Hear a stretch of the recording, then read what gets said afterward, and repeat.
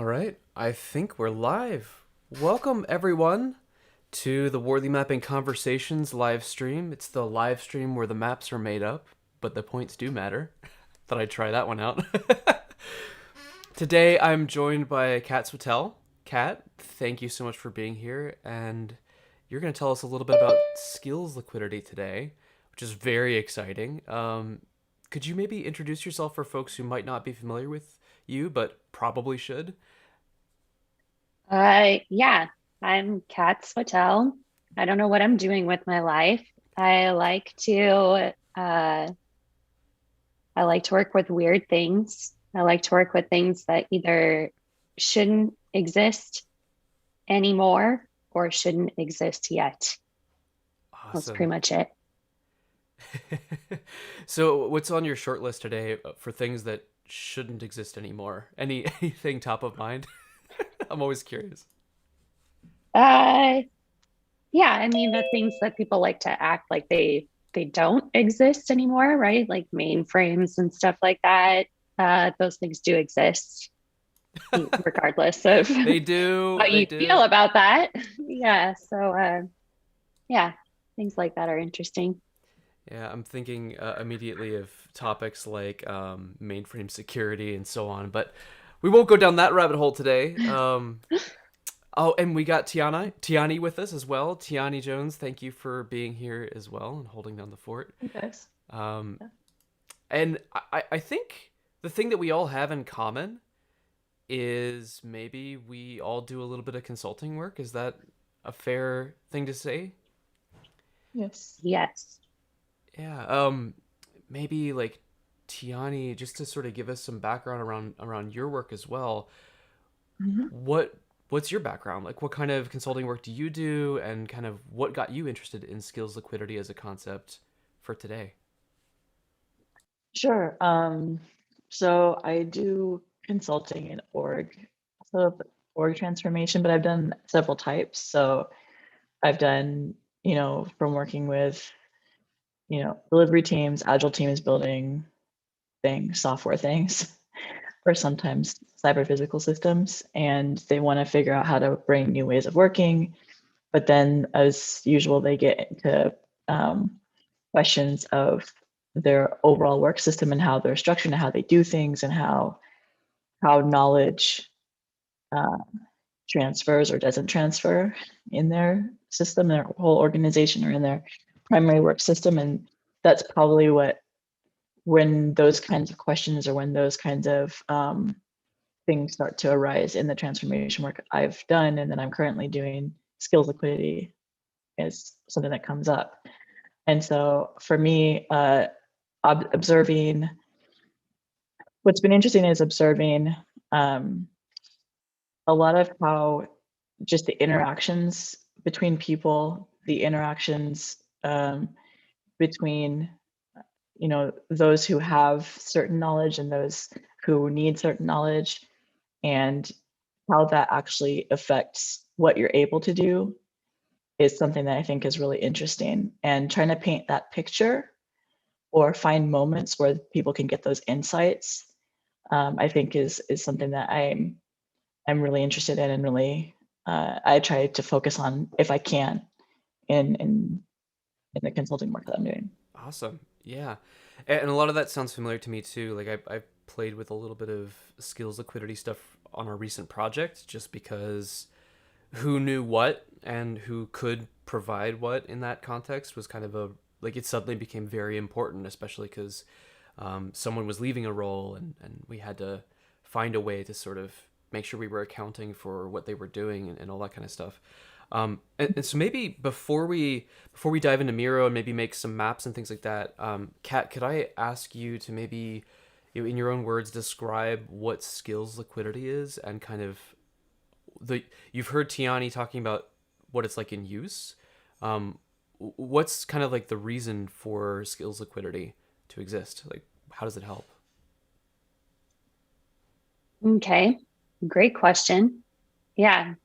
So basically, when we're talking about skills liquidity, we are interested in how much of the needed skills that we have and how readily available they are uh, as work arrives at a value stream, basically. Does that make sense? Yeah, I mean, I've been thinking about mashing up skills liquidity with Wardley mapping a little bit, and like it's kind of interesting because Wardley maps they start with value chains instead of value streams, but there are some similarities in the ways that I think uh, the skills liquidity part of this can kind of map to it.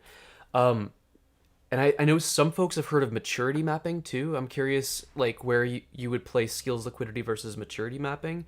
Is it like in the same kind of realm of interesting kind of things to be looking at, or is it a distinctly different kind of activity? I think they're in the same realm, as in they're probably like complementary tools, because part of Yeah. maturity mapping, as I understand it, that's based on like social practice theory, Hmm. and skills or knowledge are part of that, I believe, right? There's the meaning of the practice, the material of the practice, and then uh, the skills. Can you actually get the dang thing done? Yeah. All right. Yeah, I Well, would say the same thing, that they're related. They're yeah. they're they're complementary in some ways. Yeah. Awesome. Yeah. So one of the things I like to do on these live streams as much as we can is actually like play with some maps and play with the ideas that we're talking about. And so I've given you each a Miro board link, and so if you want to jump in there, um, maybe I thought we could map out a quick likely story of a perhaps like a consulting engagement or something like that, since that's what we have in common. And I was thinking like a scenario like let's say like a deliverable based project where it's like you need to deliver a report, deliver some findings of some kind, um, maybe an assessment, let's say, um, and then what we could do is once we've kind of got the this very like brief kind of map, maybe what we can do is kind of examine how skills liquidity might factor in and how we might use it in practice, making sense of the mess that we're in with worthy mapping, but then also kind of using this targeted tool, and see how these kinds of tools connect a little bit. So I'm going to change the stream so folks can see our little faces and the Miro board. Excellent. Okay. So I guess we could get started right over here. Um, I guess maybe like for the sake of oversimplifying it, let's maybe say like the user of this project, the person needing this deliverable, this assessment or whatever, is like a middle manager, and like they're going to be doing the actual work. Whereas like an executive might have commissioned the report, begged us to come in and find things out and then write things down and all that kind of stuff. The middle manager is actually going to have to do something about it. Let's say it's going to impact their life the most. So if I can just like say middle manager up top here, um, help me fill out like a little bit more of this picture. What's a likely need for a middle manager to get from a report like that, like an assessment?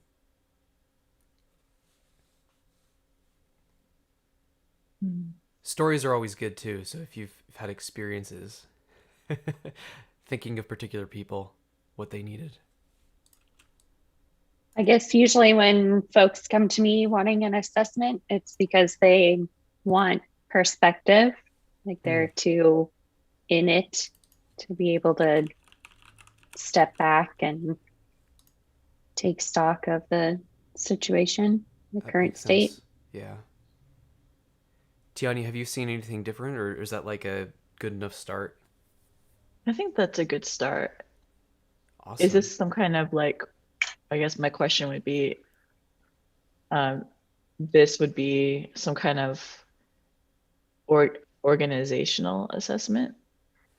Yeah, sure. Um, Like maybe I don't know, what's a kind of assessment that you've seen that might be a good example?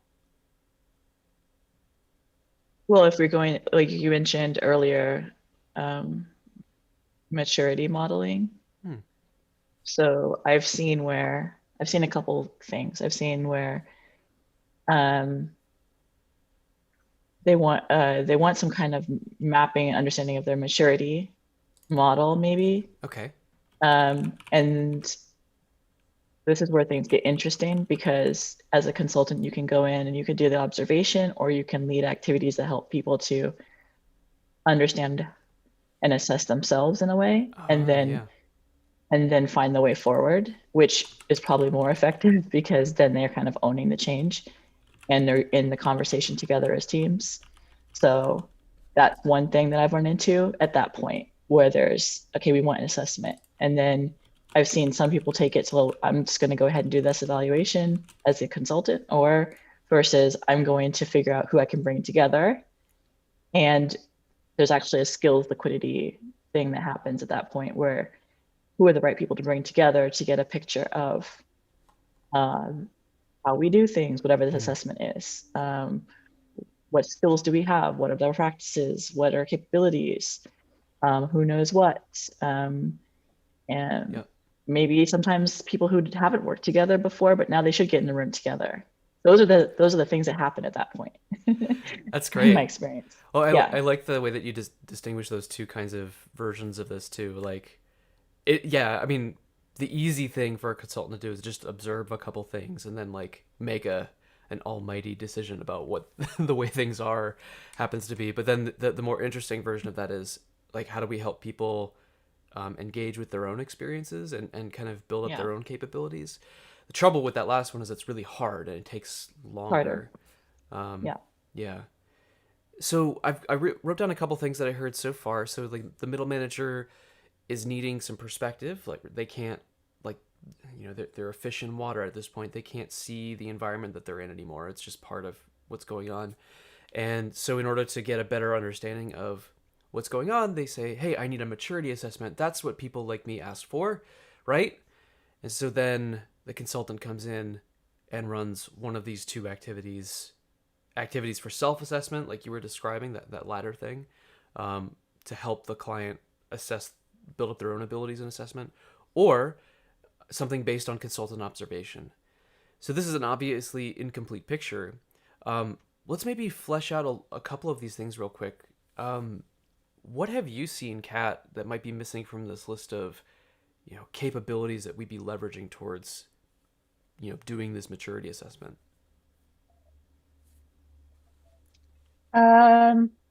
I suppose that usually that middle manager will have a goal or some sort of problem, and that's kind of what scopes the assessment, right? Like they're looking for an assessment in relationship to whatever that is. So is like goal problem scoping a good way to put that, or is it more like goal problem definition?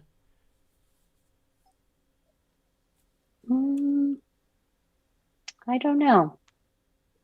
There's something there. I'm not sure what the right words are. What else is missing from this?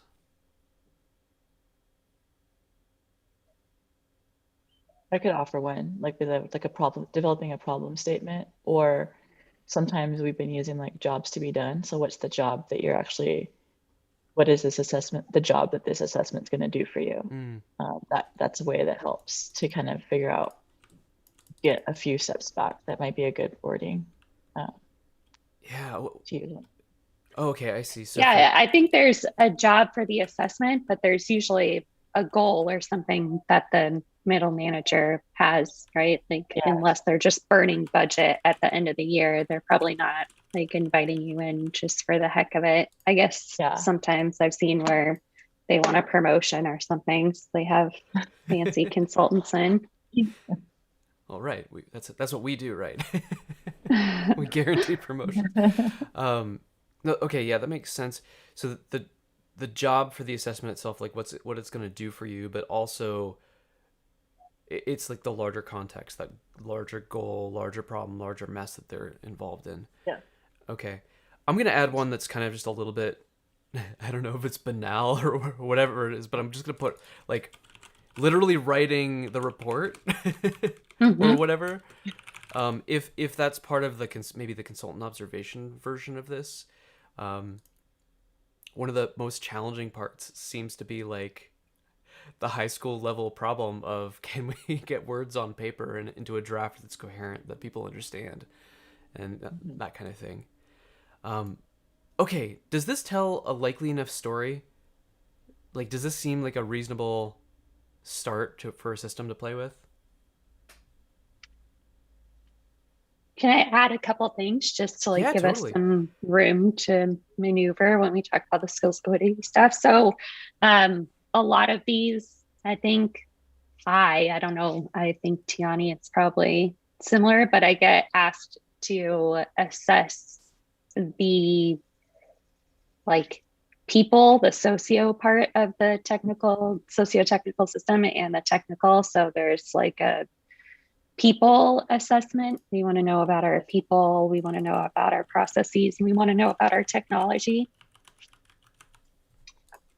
Yeah, that's definitely part of it. Another one that's closely related and part of the project that I worked on at my previous company directly related to skills liquidity was metrics.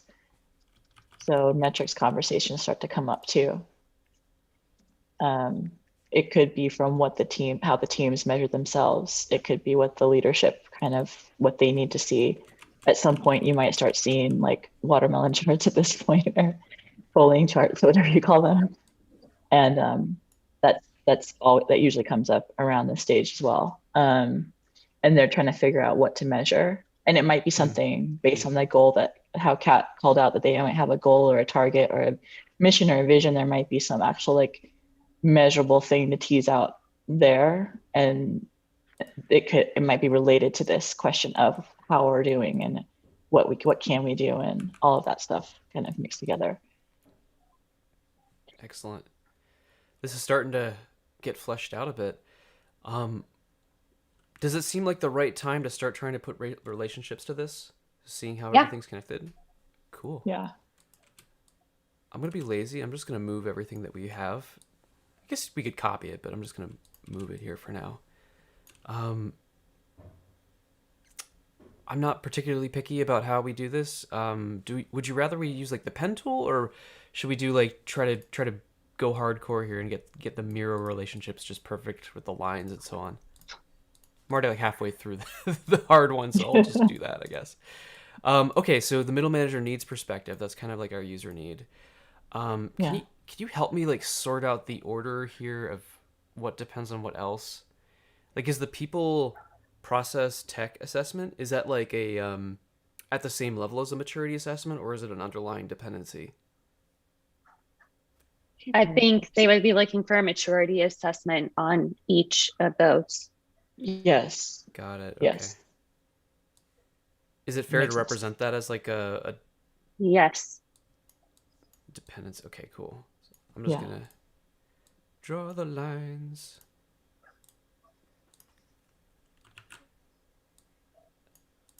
And then what are the other relationships here? Like, how does the goal/problem scoping fit into this? Where does that belong?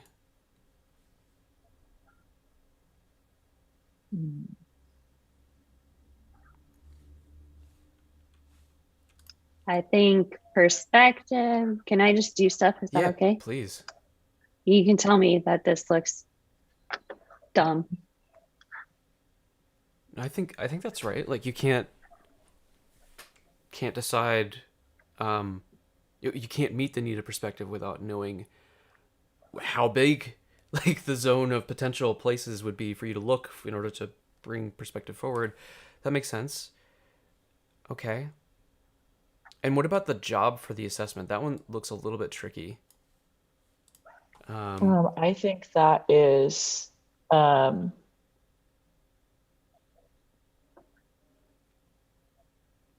I would put that down a little bit lower. I gotta move my tool here. Please. Okay, so I would put that. Initially, I'm thinking it goes like here. Okay. And it's connected to the goal. So like it's a way, so jobs to be done is kind of something you can do as part of from a product perspective. Just to give an example, you could, if you're familiar with user stories, you might do job stories instead, but they would be a way for you to step back and look at a scenario. Like when I'm doing this thing, I'm in this situation and I need this certain thing so I could reach the certain outcome. So it's a way of getting to like a real like a collection of problem statements, like what's actually happening as far as the middle manager's work and other people's work, so that you can know what the right way to go forward with the assessment is. It's part of like almost your service to your product thinking approach that you're bringing, is why you would do this, to kind of tease this out from them. Okay. So Now that I say that, I feel like it might go higher, but I don't know. oh, well, which relationships should we draw just on our first draft here? Is it, Um, I don't know, make sure I heard you correctly. Is it like maturity assessment depends on the job that it fulfills, or is it more about that yeah, perspective? I feel Okay. like it's part of the scoping though, because like it's the manager has a goal, a problem, and a scope. But as the consultant, you also you're not a user, but you're trying to tease out what the job is for the assessment. Yeah, that looks good. Okay. That makes sense right now, as how I'm thinking of it right now. So yeah, that looks Okay. Yeah, that's good enough for me. Kat, any objections to that? Nope. Okay. So then we've got consultant observation as one pathway, which I think is kind of tangled with this report writing. Like those two feel like they go together? Or like in order to write the report, you have to have something to write about, and so maybe that's the observation part. Does that seem right? Uh-huh. And Yeah, I also then think that as a consultant, they ask you for your opinion, so you have to figure out the balance between, that's true. again, with skills liquidity, talking like what's the right amount of like knowledge that you will inject, and tips that you'll give and advice that you'll give, versus the lead them through getting insights. That's Mm. kind of the game that you're always playing. Okay. So it almost feels like consultant observation could connect directly up to perspective too. Like because if there are informal observations, I know like is Yeah, usually part of that too, which is what you said. yeah. Um, yeah, and it's not just about maturity assessment. So I'm just gonna go directly to perspective. Uh, okay. What about activities for self assessment? Is that directly enabling maturity assessment? Like if I just put these over here and draw I this think line. so. Okay. And I think so. then we've got a little bit of an oddball here, although like metrics definitely always comes up, it seems, in a lot of these relationships. Like how do you even observability conversations, like how do we know that we're learning is a whole thing, but how does Exactly. that fit into this? Would that be part of the assessment directly? I think in this step where we are, because you could take this in a whole different branch, Okay. that at this point it's maybe part of the assessment, like looking at what they've got Yeah. and how they think about it. Okay. And that would be the start, because there's a whole thing you could do about, particularly with observability, skills liquidity, metrics, measurement, observing the system, all of that. But that's, I think, you're not going to probably go there at this point Okay. that we're mapping right now. So does this But you'll get the value? lay of the land. Yeah, definitely. Does this value chain seem reasonable? Does it seem like a likely story? Any complaints? Okay. Nope. Yeah, it's good. Cool. So now let's turn this into a Wardley map real quick, and just to keep things fast, could I ask you to just to kind of like use your intuition to sort of just move things until you're happy with where they are? Yes. I think I'll start Yes. from the bottom if you want to start from the top or the side or whatever, and then we can argue about anything that seems really out of place. But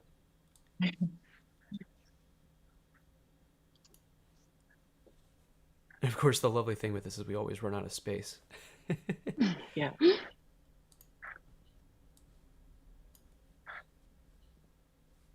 It's interesting. I always um,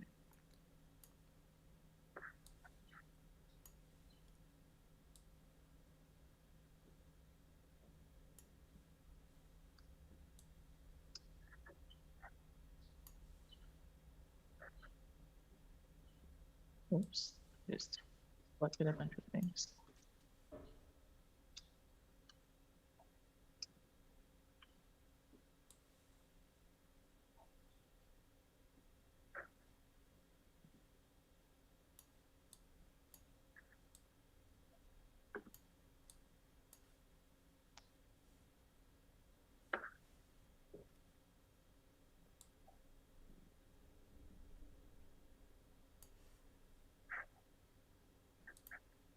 Okay, any weirdness, anything you didn't expect to see about where we place things from left to right?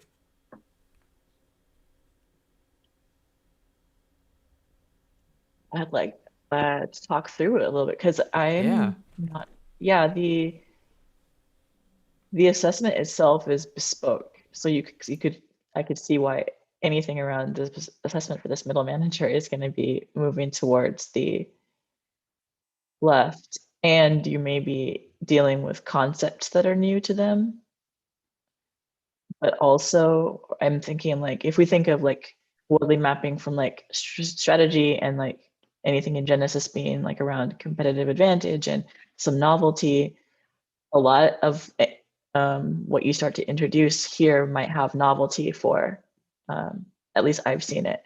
If you're introducing um, anything around the metrics and the assessment, um, a people assessment process, maybe they're trying to use like a one size fits all, and they discover that, oh, we shouldn't do that. That's something new as well. So that's kind of how I'm thinking as I'm watching us move things around.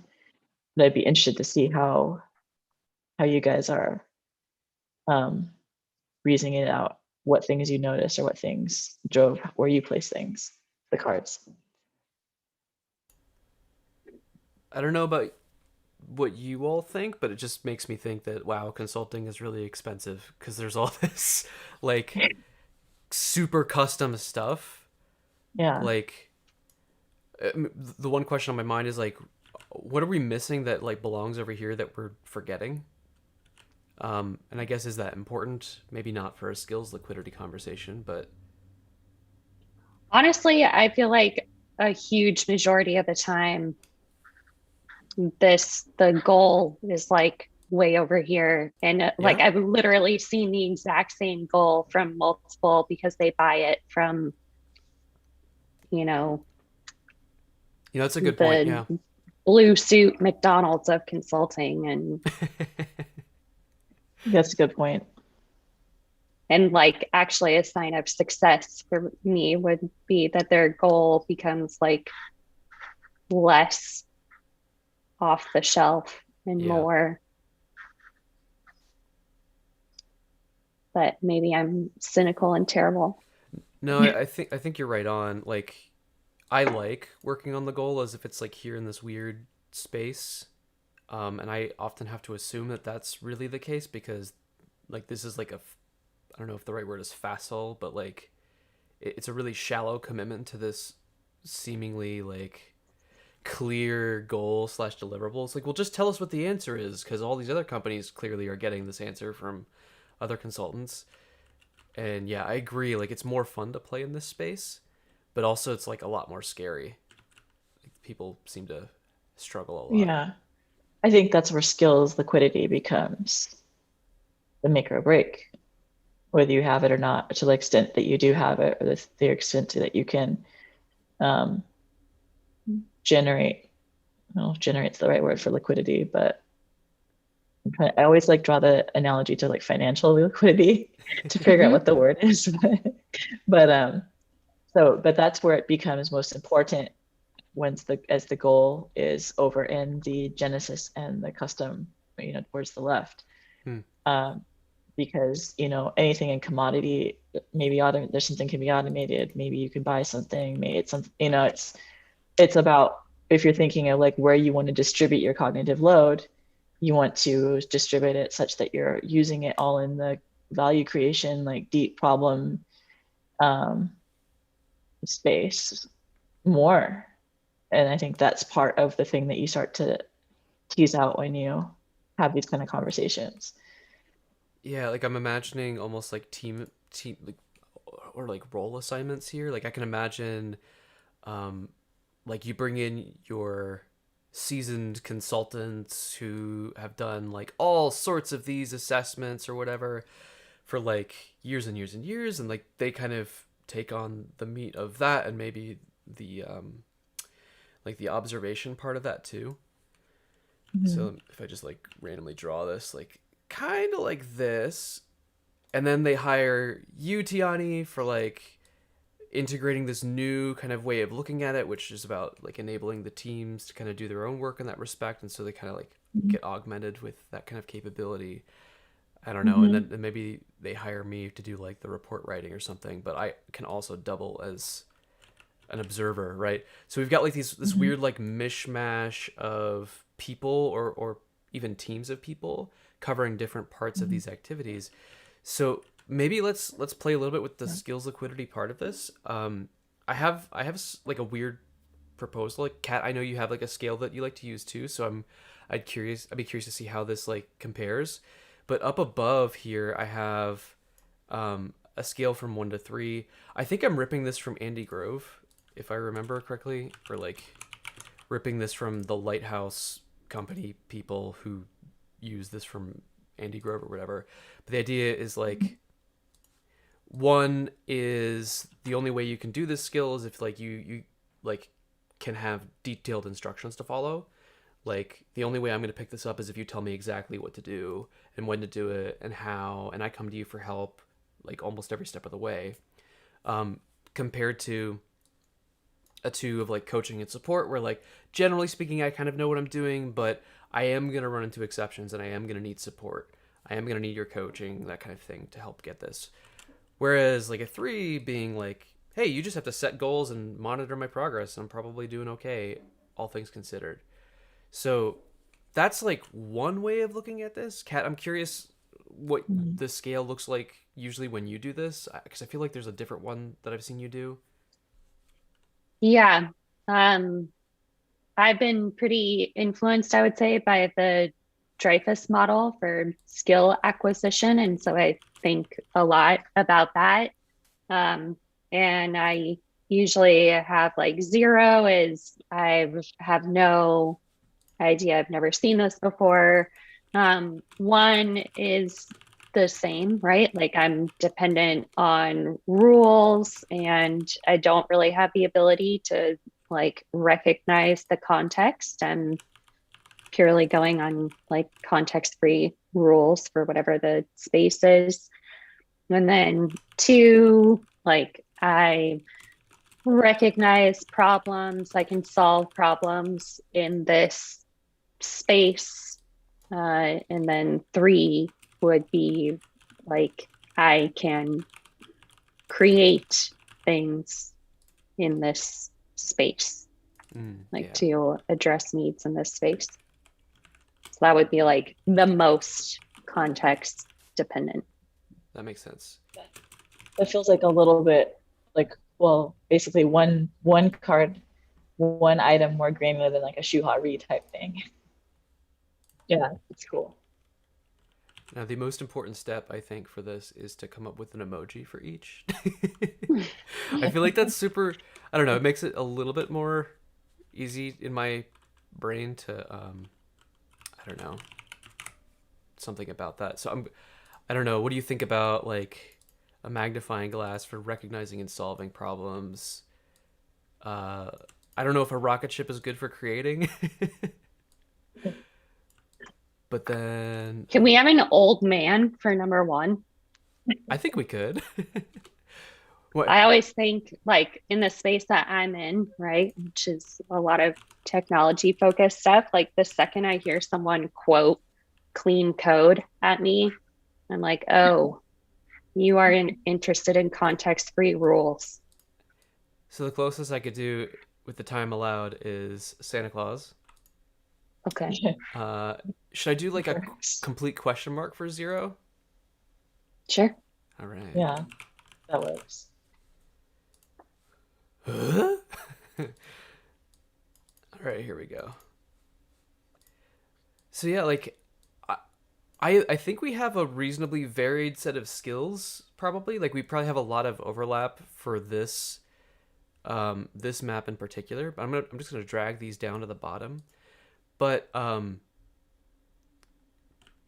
maybe like as a way of just like making this real and doing it, would it be like a reasonable thing for each of us to sort of go through these capabilities on the map and just self-assess real quick? Because that was the one thing that always stood out to me, Kat, in your skills liquidity talks and so on, where like you need to self-assess. You can't assess others for them. Yeah. I'm curious if you had any thoughts to add around that. I guess like that is good. You should definitely think about self-assessment, but if people don't have a good shared understanding of what the skill is, or then the self-assessment will be garbage, Ooh, right? yeah. Like I've been a lot of places where they're like, well, we need the skills of a senior project manager.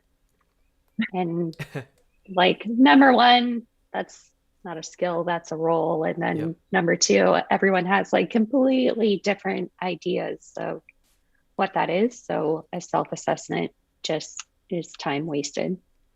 That makes a lot of sense. And that's kind Totally. of with Wardley mapping, we always see that anyway, right? Like the words mean things that are different in each person's head.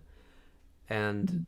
yeah, it's just really hard to like make that conspicuous or visible so that we can actually work on that and build that common language. Yeah, a Yeah. lot of times I'll take this, value chain or whatever and say, like, map out the actual work itself. And there's probably like for a tech assessment, there's probably more skills than just the bucket of like tech assessment, right? But like, what would it take to get started on that? What would it take to say that you're done with that? Um, and have people like when they think through how the work gets done, it's sometimes easier to like tease out the skills. Mm. Yeah. Like, what does it take for work to transition? Because sometimes they'll just think about like, these are the things that land on my plate. But what does it take for like experience the work from the point of view of the piece of work? What does it take for that work to transition between states? Yeah, that makes sense. That's a more interesting conversation, I think, than what I've seen in some like maturity model assessment. Well, I've used one that I thought was pretty good because like you can you can like put a team together and they can tweak the levels from like 0 to 5. So like, if your practice is like, I don't know, pairing, for example, I don't, which is like interesting one because we're talking about field liquidity. And you say from 0, what does a 0 mean? What does 5 mean? And may have like a suggested, and then the team can talk about it. So like a lot of the time they spend time just like, oh, do we understand what these are? And can we all say like agree that that makes sense for us? Mm. And then you can go into assessing it. Otherwise you're going to be all over the map. Yeah, Like Pat just explained. that makes a lot of sense I too is from your one perspective. thing. Sorry, I just have to say this Say because it. it's like one of the number one things that I see people do that um never, I don't care what scale you use for this, but do not use 1 through 5. So Tiani just said 0 through 5, which is good, right? Because there is no middle number. But if you anytime you have a scale for skills liquidity where there's a middle number, you will see a shocking amount of self-assessment at the middle number. Mm. Mm-hmm. That makes a lot of sense. Everyone is a 3 on half of their stuff. Yeah, that's a good point. So if I zoom in on this particular system, I'm thinking I'm gonna own my ignorance. I know jack about metrics and measurement and dashboards. Like I've been exposed to some of those things, and I know enough to know I know nothing. um, so there's that. I would probably talk to Troy Magenis or whatever if I wanted to learn about metrics and things like that. Um, Mhm.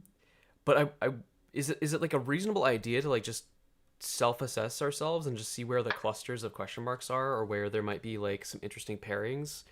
Like, hey, there's a question mark and then two rocket ships on one thing. I don't know. This is probably a little goofier than I don't know. Has anyone ever done this with a Wardley map? I don't know.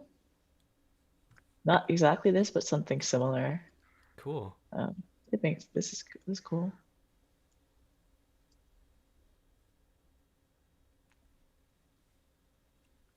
We're self-assessing, right? About okay.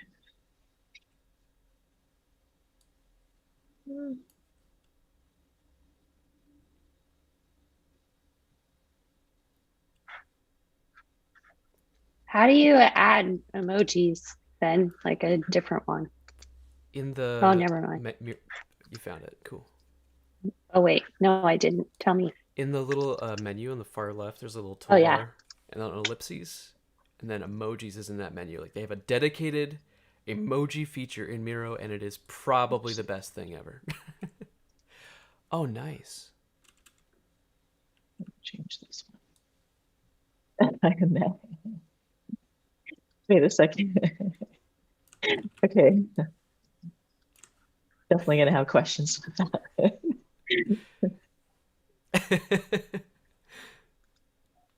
I hope the poo emoji isn't a middle option. That's all I have to say.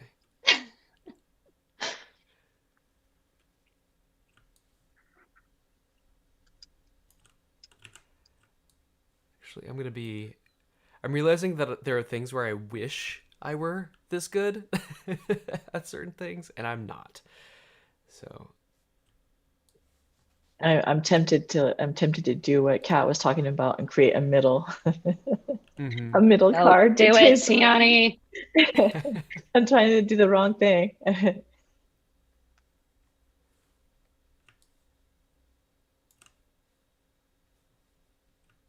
I don't know if I got all of them. it's like close enough, right? I think actually that's a little bit of a life lesson right there. Like, you don't need 100% coverage. You just need to know more than you knew earlier, I guess. So, okay, we've got like a partial idea of what we all know.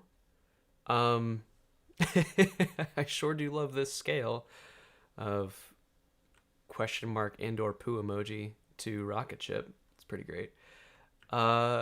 Notice any interesting patterns, Kat or Tiani, or any of your skills liquidity senses tingling here?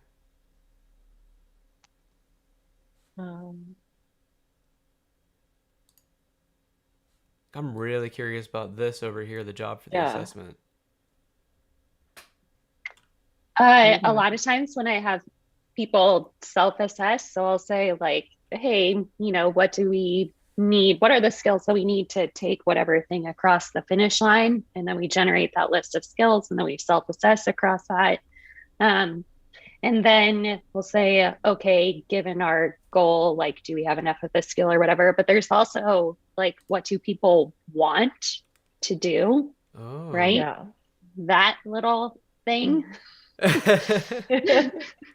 Oh. And so if you end up where like you have a lot of skills in one area, but no one wants to do it, or you have you have one person who has the skills and they also hate doing it, right? Yeah. Like, sometimes there are some things there that you realize, hey, even though we are or are not in a good position for skills liquidity, we're in like a bad position for actually motivating our people and keeping them engaged in the work and fulfilled, or whatever the case may be, right? Like, we love to act like it's a perfect world where we can be like, oh, everyone work on the thing that you want to work on, right? And there's tons of like blogs about this. Well, we just have a marketplace and everyone just chooses whatever team they like, right? But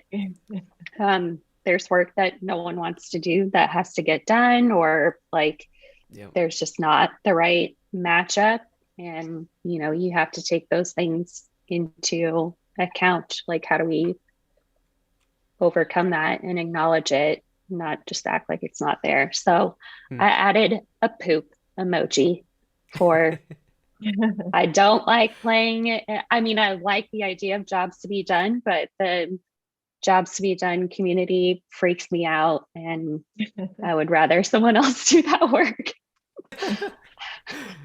That's fair enough. Yeah.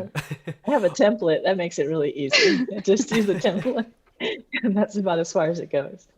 Also, Kat, I just noticed that it's like you know how when you talk about blue cars, all of a sudden you start noticing blue cars everywhere. Well, I think if you can see the shirt that I'm wearing, I'm starting to see Yes, systems made of poo everywhere. Excellent. yes, it is everywhere. Can I just say that I thought until literally just this moment that Santa's mustache was under his mouth. I thought his nose was his mouth, but it's his nose. Just That's hilarious. What? saying. Wait. I missed that. Oh. Oh man, it's like a little. Okay, all right. I'm not gonna doodle on Santa. Shadow is, yeah. Anyway, It's all these like fancy 3D emojis. yeah. So James asks, what scary stuff is hidden inside the job for the assessment?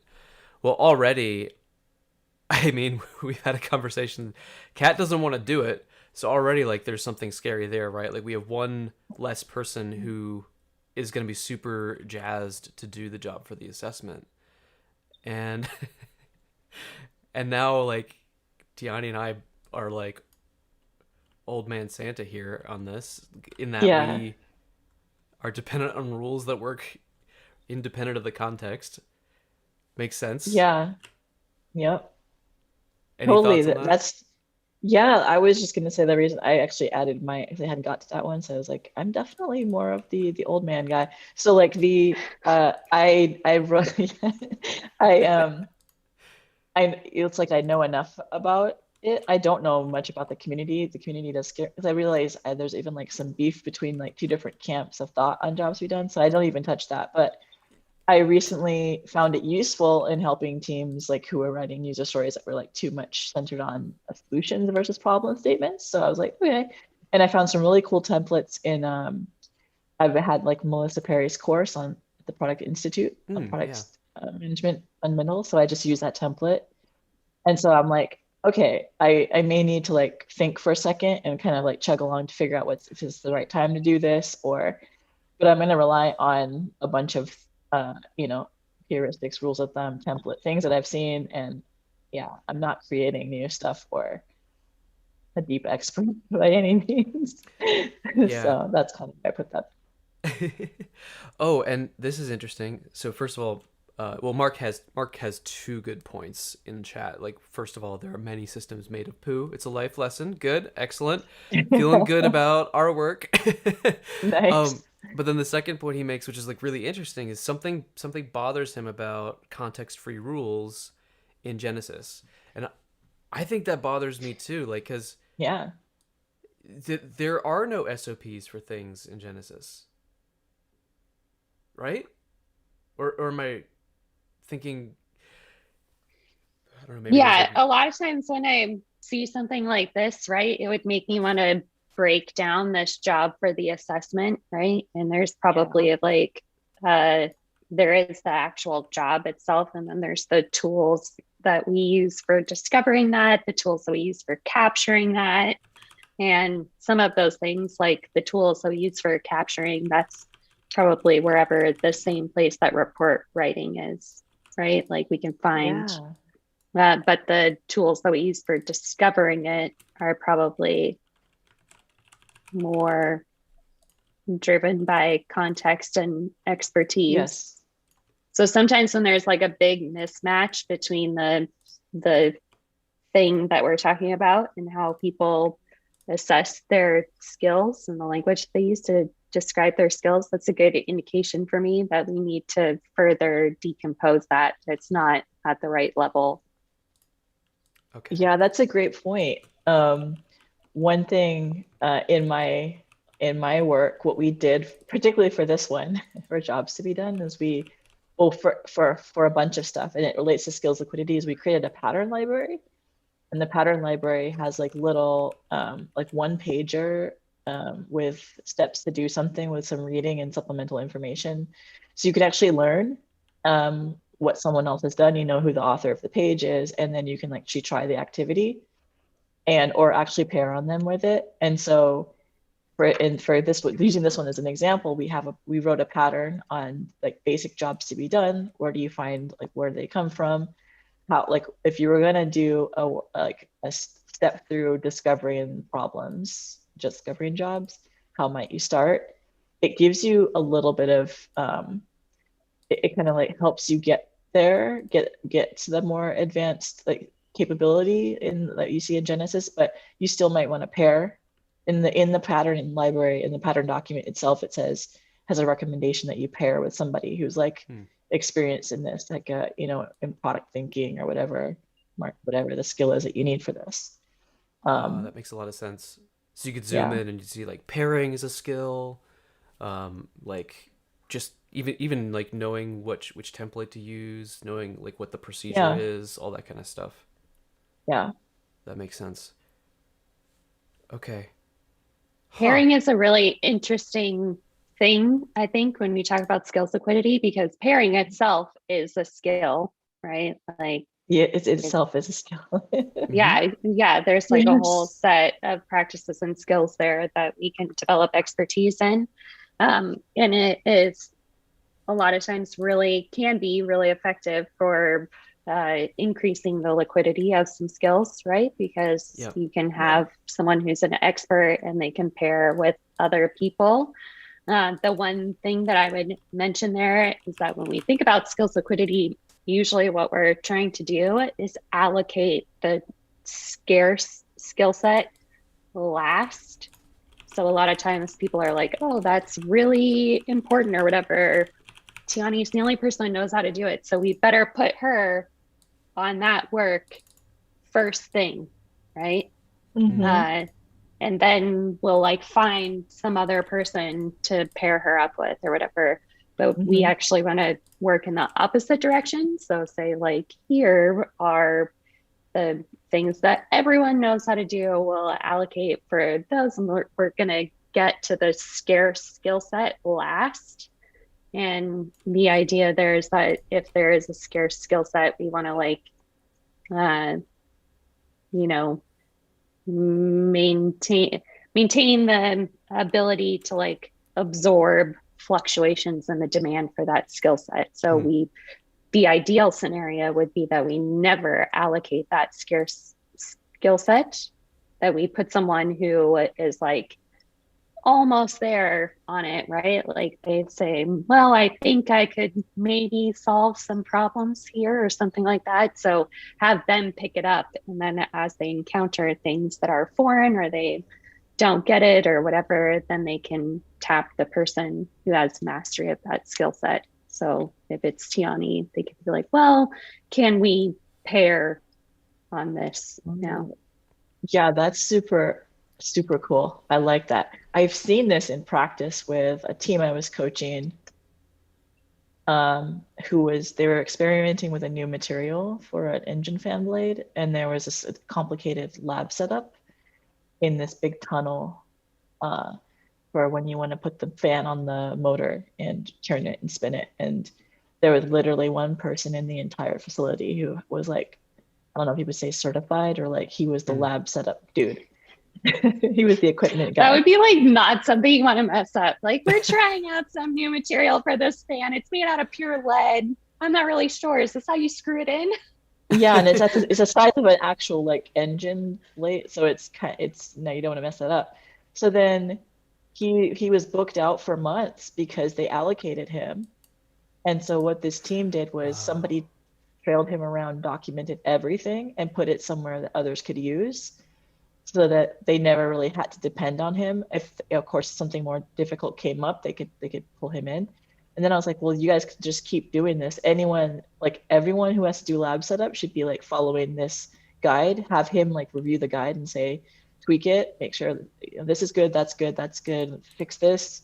Okay, let's publish it. And then he just goes and rotates, and then he won't be hemmed in for like 8 hours a day for the next 3 to 4 months. you Yeah, know. because it's a vicious cycle when people know that that's the scarcest skill set, right? They'll like preemptively, oh, well, I don't have anything for that person right now, but I want to block some time there, or I don't have Exactly. anything for that team, but I'm going to put a placeholder in there because I know something's going to come up. And so Hmm. then you end up with all of these, you can't even actually tell what the legitimate demand is for that. Oh yeah. Exactly. They're hemmed in. You're just, yeah, Mm-hmm. yep. Reminds me of like the experiences I've had working inside a cubicle way back, but also the ones that I've seen in client circumstances where like with compute or some other like scarce resource, it's like especially when provisioning systems is so hard, it takes so long or it gets messed up all the time, they'll like proactively go out and just like scarf up resources that they don't need, and it just confuses the situation even Yeah, more. I yeah, hadn't considered that that could apply to skill sets as well, although it makes complete sense. I mean, there's the whole like Brent thing, I guess, yeah. with Mm-hmm. the Phoenix It's project. Brent. So like Kat, like if you put on your like consultant partner hat and you're running this consultancy and you find out that this job to be done for the assessment is something that happens with every single assessment, and like uh-oh, it's over here in the danger zone, I guess. Like what's your move? Is I like it makes sense that you would define things first like we did here, and folks in chat were saying that they appreciated breaking that down, helps things make sense. Um, but what's your next move? Uh, yeah, I mean, usually I would want to see how critical that is to like my business overall, right? Is this something that we actually need? Because when I'm thinking about uh, skills questions, like, do I actually want these skills to be part of my organization? Do I want to acquire them? Can I like programmatically capture those skills, automate basically? Should I outsource and then sometimes substitute, which is what I might think of here? Like, what is the Yeah, need there? And is it possible to substitute something else Mm, that would fulfill the same need, but where the skills might be more readily available, yeah, yeah, right? Like, a lot of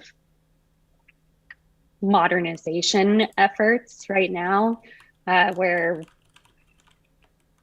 folks in their organizations aren't trying to.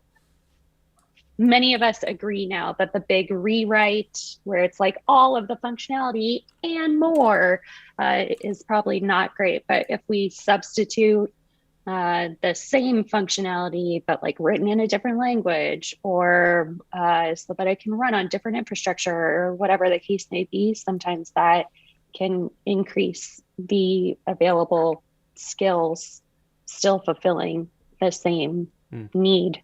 So I'd be interested there to look at substitutions. That makes a lot of sense, and yep. reminds me of just like I think I think Jabe said this before, but I've also been thinking about it lately. Just like the relationships are kind of in a worthy amount. The relationships are underestimated, I guess, for their importance. And if you understand those relationships and see how it all connects, then the substitutions start to like jump out at you. Like, oh, I don't like I have this whole stack of things that I'm building and maintaining that I don't need because I could do this other thing instead. And maybe that is Mhm. not fun in certain ways, but it's still better overall. But I need to know that that option exists. Yeah. Yeah. And, there's the question of how liquid are these skills within my organization? And there's the question of how liquid are these skills in the market? And Ah, then yeah. there's the Yeah, question of exactly. how easily can these skills be acquired, right? Like, I think everyone here knows that I, you know, have great fun tinkering with systems that are old and written in ridiculous languages and stuff like that. But really, like when you're looking at some sort of assembly, there's only a certain number of instructions, right? So really anyone could come off the street and like, okay, I'll learn those instructions, right?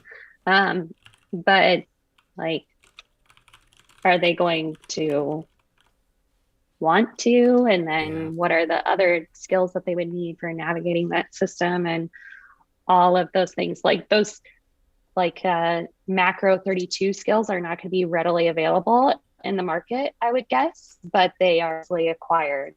And are there other skills that are really difficult to acquire but readily available in the market for any of these things? Yeah. I recently saw a video from, like, I've been getting into carpentry lately.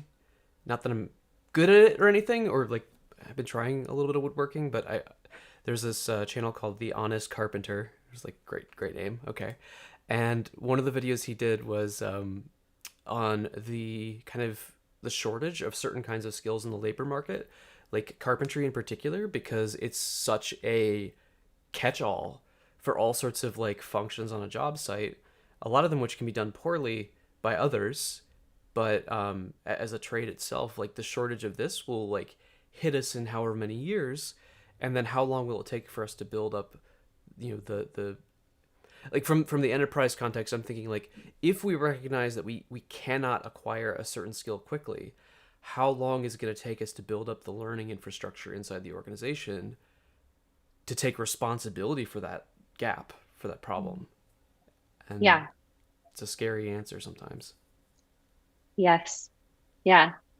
And like for this map specifically, I might, having been in consulting, I might say, okay, well, for me, what I'm good at and where I'd like to focus is like helping organizations develop better strategies, right? That aren't like chosen off of a Burger King menu of prepackaged things.